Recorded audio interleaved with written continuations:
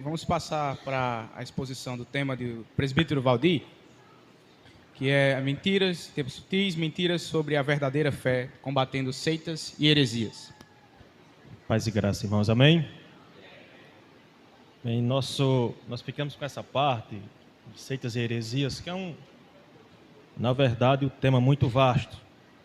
Eu gostaria de ler um texto das Escrituras apenas para a nossa introdução da fala, que é 2 Coríntios, capítulo 10, versículo 4 e 5, que diz que as armas com as quais lutamos não são humanas. Pelo contrário, são poderosas em Deus para destruir fortalezas. Destruímos argumentos e toda pretensão que se levanta contra o conhecimento de Deus e levamos cativo todo pensamento para torná-lo obediente a Cristo. Então estamos diante de esse tema, quando pensamos em seitas e heresias, é uma realidade que está presente na igreja desde a Bíblia. A gente primeiramente precisa entender um pouco o conceito do que seria essa seita e heresia. Na verdade, seitas e heresias, ela vem de uma mesma raiz de palavra, que é a palavra airesis, uma palavra que vem do grego, a partir do Novo Testamento, que você pode definir seitas e heresias. Seita como um grupo, uma facção, e heresia seria o conteúdo, digamos, teológico, se assim podemos dizer, ou parateológico dessas seitas. De modo que a palavra seita em si não identifica, é interessante nós pensarmos isso, que a palavra seita em si, ela não identifica, na verdade, se determinado grupo é herético ou não. Por quê? Quando nós vemos a partir das Escrituras, e tem um texto de Atos no capítulo 24, versículo 14, você sabia que quando a igreja começa a anunciar a Cristo, a igreja é tida como, para a comunidade judaica, para os judeus, como uma seita. Então, nesse sentido, seita não é necessariamente algo que seja composto por heresia. Paulo vai dizer, aliás, Lucas no capítulo 24, versículo 14, de Atos dos Apóstolos, vai dizer: porém, confesso-te que, segundo o caminho, a quem chamam seita, assim eu sirvo ao Deus de nossos pais, acreditando em todas as coisas que estejam de acordo com a lei e nos escritos dos profetas. Portanto, a gente precisa fazer essa pontuação em relação à questão de seitas. É claro que em uma perspectiva posterior à Bíblia, até mesmo na Bíblia, naquilo que a igreja vai caminhando durante a história, a gente pode ver diversas heresias, tanto dentro da igreja e também que formam-se outros grupos religiosos. Alguns exemplos para a gente pensar aqui, dos judaizantes no primeiro século. Os judaizantes, que eram um grupo de judeus cristãos que tinham se convertido. E a gente vê muito forte o apóstolo Paulo combatendo essa ideia na sua carta aos Gálatas, porque os judaizantes se convertiam a Cristo e eles queriam que aqueles que estavam próximos ali começassem a cumprir as leis da antiga aliança. Então Paulo vai combater isso em diversas cartas e dizer: olha, a salvação ela não vem por obras, mas somente pela fé. Não é mais a circuncisão, não é a guarda do sábado, não é uma série de coisas, de práticas religiosas judaicas que vão levar vocês a Cristo, mas é o próprio Cristo. Então a gente já vê esse embate acontecendo ali na igreja judaica, né? Porque alguém pode dizer, eu vi esse dia um pastor falando, a primeira igreja é a igreja católica romana. Ele disse: em que local do caminhão caiu? Porque a primeira igreja é a igreja judaica, no sentido que nasce dentro do judaísmo. Os apóstolos eram o quê? Judeus. Então a primeira igreja nasce no judaísmo, depois se expande ali para Antioquia e para o restante do mundo, ou seja, começa ali. Então, dizer que a primeira igreja, já é um aspecto daquilo que ele está falando, a primeira igreja é o catolicismo romano, isso é um grande engano. Muito anteriormente, já a partir da Bíblia, a gente vê que a primeira igreja nasce dentro do judaísmo, trazendo a nova perspectiva, a nova aliança em Cristo, né? A gente vê também uma outra heresia muito forte dentro da igreja, a partir das Escrituras, é o gnosticismo, que o apóstolo João, especialmente, ele vai combater nas suas 2 primeiras cartas de forma muito veemente. E o gnosticismo, né, ele não vê Jesus, a fé em Jesus e a sua obra redentora como aquilo que pode levar à salvação. O gnosticismo, ele vê a dualidade entre corpo e alma, de modo que, se você pecar, você está atingindo não a sua alma que é pura, mas apenas o corpo.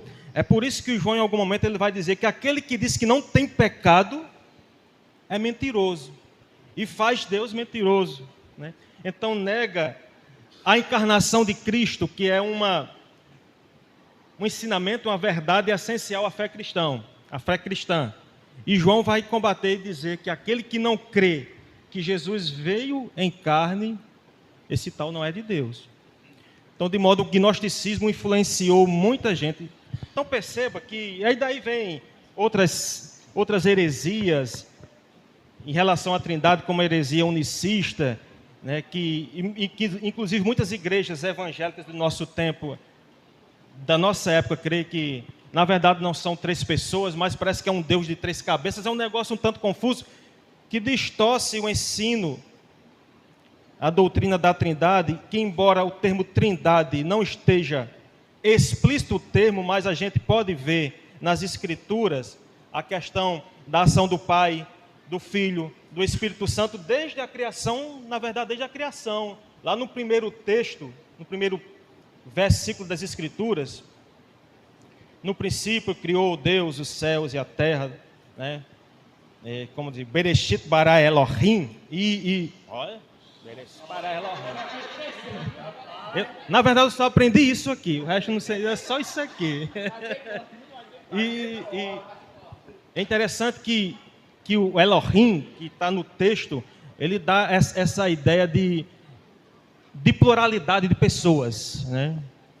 De pluralidade na criação do homem, façamos, ou seja, as Escrituras, embora não tenham a doutrina sistemática sobre, que depois, posteriormente, a igreja fez sobre a doutrina da Trindade, mas a gente vê presente nas Escrituras. E existem igrejas hoje, por incrível que pareça, que são denominações evangélicas, e aqui eu citar algumas, como a Igreja Evangélica Cristo Vive, do apóstolo Miguel Ângelo, Ministério Voz da Verdade, que nós cantamos muitas músicas, e muitas músicas bonitas, diga-se de passagem, né?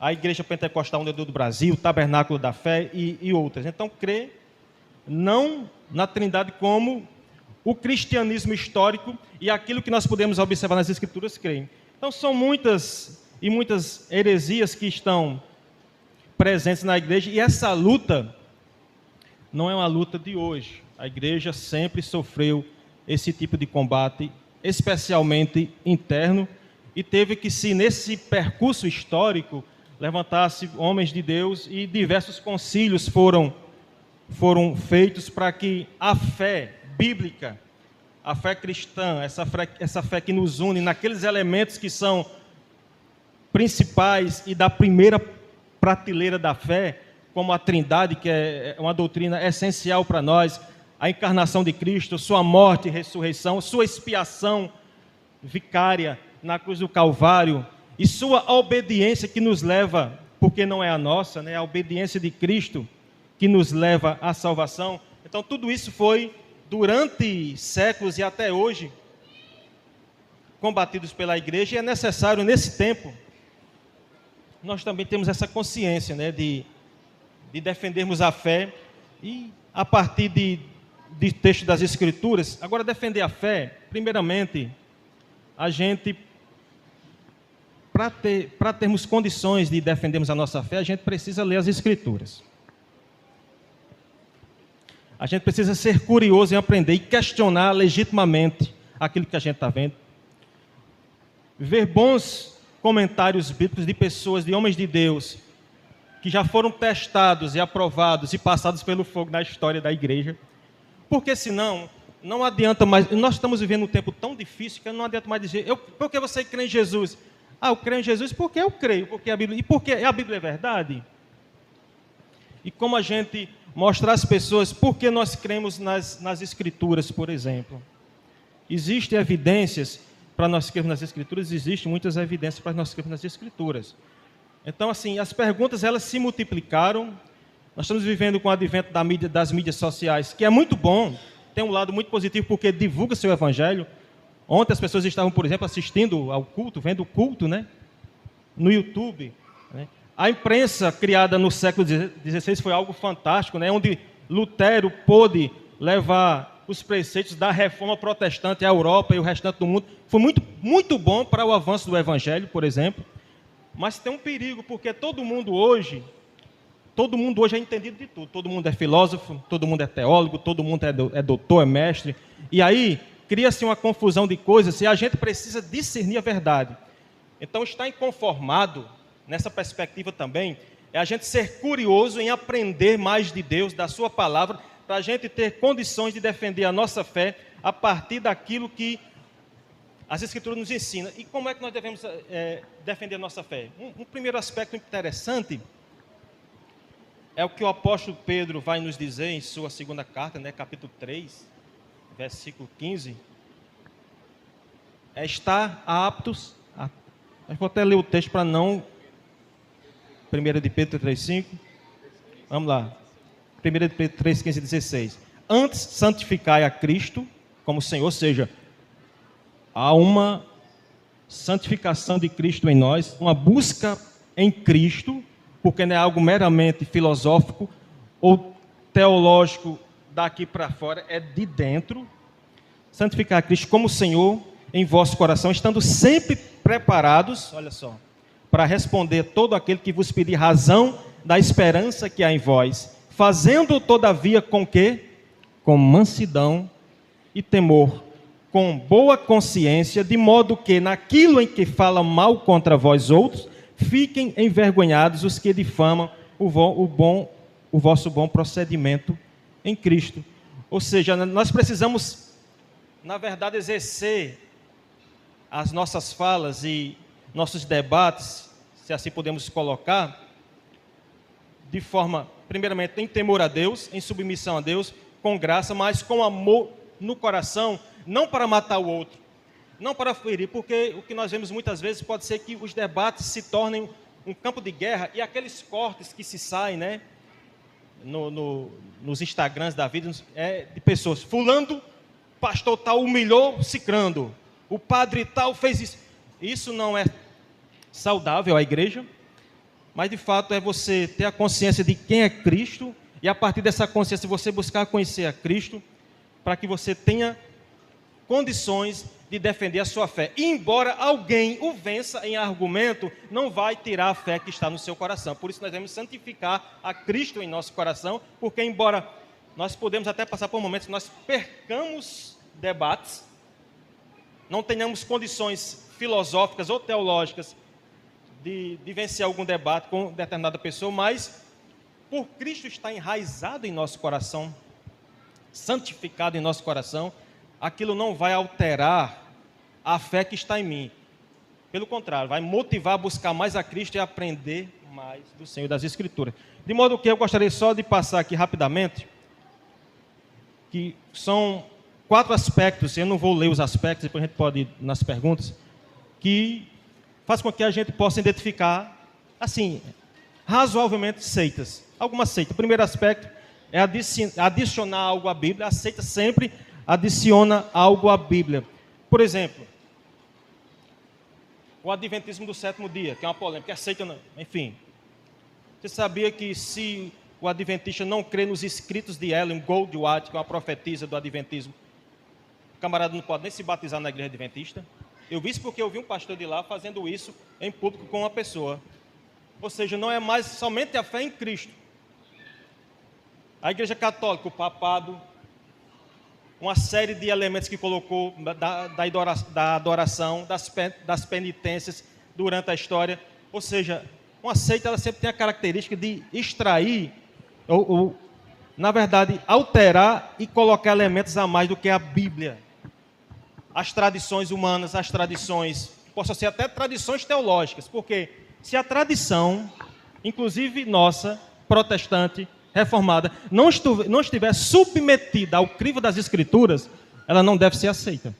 Então, as Escrituras é a palavra final, em termos de composição teológica, de fé e de prática nossa. Então, alterações à Bíblia. Outra coisa, um outro aspecto das seitas é subtrair algo da pessoa de Cristo, como a gente viu, o gnosticismo, que negava, por exemplo, a natureza humana de Jesus.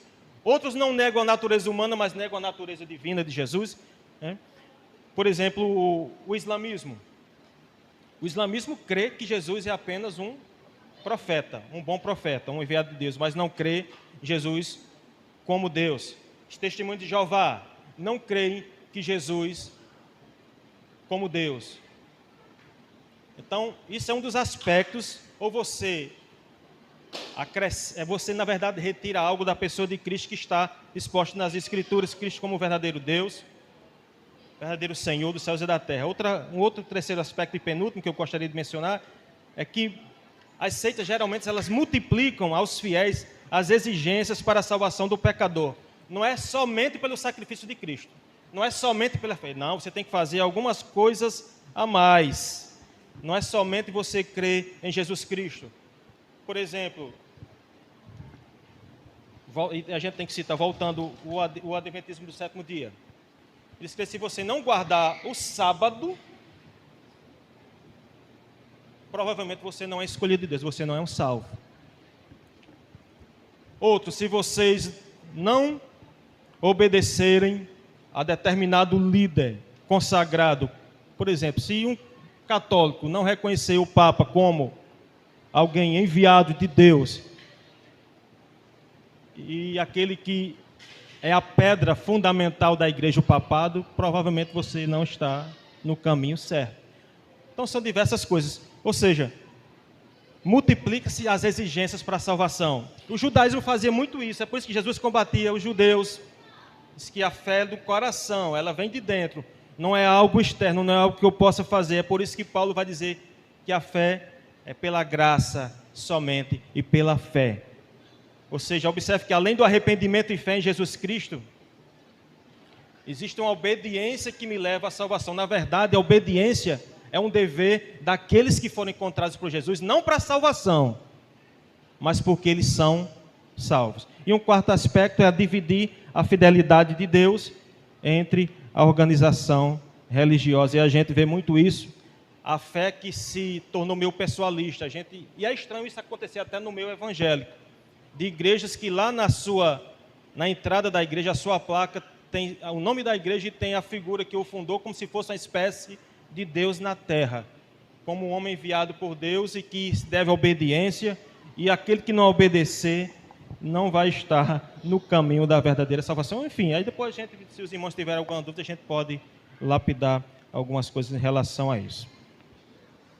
Eduardo tem a primeira pergunta aí. Amém. São muitos temas, né? Assim, pena que o tempo é tão curto, mas vamos lá. Eu anotei algumas coisas, algumas perguntas, mas como eu acho que o tempo é curto, eu vou fazer uma, tá? Mais direcionado ao tema de Valdir, com relação a alguns usos e costumes dentro das igrejas. Foi falado, né, sobre a questão de seitas e heresias. E aí, recentemente, aconteceu uma questão polêmica dentro da igreja, né? Que os irmãos se reuniram para fazer uma tatuagem juntos, dentro da igreja, que era para meio que deixar ali evidente o propósito da comunidade, a missão da igreja. Então, veio um tatuador para dentro da igreja e eles foram lá, cada um fez a filhinha para tatuar no braço a missão da igreja. E essa igreja, ela tem sido, assim, alvo de algumas críticas com relação a que, será que é de fato uma igreja evangélica ou tem se tornado uma espécie de seita? Até porque eles também têm paleta de cor, assim, toda igreja só usa bege, alguns usos e costumes, né? E aí, o Valdir trouxe aqui algumas características, né, do que seria uma seita. Assim, ao meu ver, assim, pelo que ele trouxe assim, algo assim, é aquela coisa, sou estranho, mas não se configura, talvez não como seita. Mas como é que o irmão vê isso? Essa questão, de fato, pode estar caminhando para isso? É apenas um uso, um costume? É sadio? Como é que a gente pode encarar essas questões? Bem, essa questão da estética em si, não há muito problema.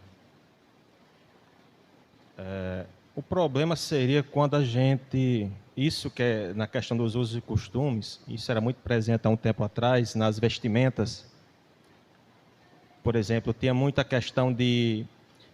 se o crente, o homem, andar de bermuda, não vai para o céu. Era nesse nível. Não é crente, não é salvo. Se a mulher vier de calça jeans para a igreja, não vier de saia vestido, não é crente, uma série de coisas. É claro que a gente, também quanto cristão, a gente tem uma cultura. E as igrejas, e como é variado a questão do protestantismo, são microculturas dentro desse cristianismo no sentido de vestimentas, que não é tão grave. Nós devemos combater aquilo que é sensual. É óbvio, a gente já conversou sobre isso em reuniões até com jovens, né? A sensualidade, uma série de coisas, uma série de condutas que levam-nos a nos afastar de Deus. Eu até vi esse vídeo em relação à questão da tatuagem, porque tudo que nós vamos fazer, inevitavelmente, a gente deve se perguntar: por que eu estou fazendo isso? Para quem eu estou fazendo isso? Isso vai glorificar a quem? Porque nós estamos vivendo uma época desses adventos do estrelismo, do estrelato. Todo mundo quer ser estrela. Todo mundo quer ser a última pedra do bornal, né? Causar. Não porque eu estou fora, para dizer assim, eu estou fora dessa bolhazinha evangélica, e acaba fazendo um monte de pirotecnia que não tem nada, na verdade, a ver com o evangelho. O que, em relação a seitas e heresias, o que vai contar, sobretudo, é o conteúdo da fé. Essa igreja, como é que ela encara as Escrituras? Qual é o seu conteúdo teológico? O que é que está sendo pregado, o que está sendo vivenciado, o que está sendo orientado? Tem a ver com Cristo revelado nas Escrituras ou não? Acho que isso é o ponto principal para que a gente determine se é aceito ou não. Essas questões secundárias, em tudo na vida, é aquela mesma questão. Por que eu estou tirando fotos, selfies na academia, mostrando meus músculos e os meus glúteos? Por quê? Para quê e para quem? Vai se enquadrar nesse... Eu vou classificar a pessoa como não crente ou descrente por isso? Então, é questão de seitas e heresias, eu vejo mais a questão do conteúdo de fé que se pensa, que se percebe ou que se vive diante de Deus.